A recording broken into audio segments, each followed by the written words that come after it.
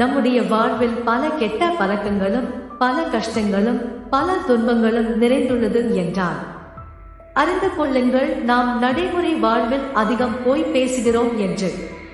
போய் என்பது தீமையான காரியத்தின் பக்கம் இழுத்துச் செல்லும். இதை விளக்கும் வண்ணம் பின்வரும் உரையாடலை சற்று கவனமாக கேளுங்கள். பெருமானார் ஸல்லல்லாஹு அலைஹி வஸல்லம் அவர்கள் தமது தோழர்களிடம், தோழர்களே, நீங்கள் பேசும் போது உண்மையே பேசுங்கள். நிச்சயமாக உண்மையாகிறது நல்ல செயல்களின் பக்கம் அழைத்துச் செல்கிறது. நீங்கள் போய் பேசுவதை விட்டும் உங்களை எச்சரிக்கை செய்கின்றேன். நிச்சயமாக போய் பேசுவது தீய செயல்களின் பக்கம் அழைத்துச் செல்கிறது. தீய செயல்கள் நரகத்தின் பக்கம் அழைத்துச் சென்றுவிடும் என்று அறிவுறுத்தினார்கள். இச்சம்பவத்தின் நீதி என்னவென்றால், உண்மையே பேசி பொய்யே தவிர்த்துக்கொள் என்பதேயாகும்.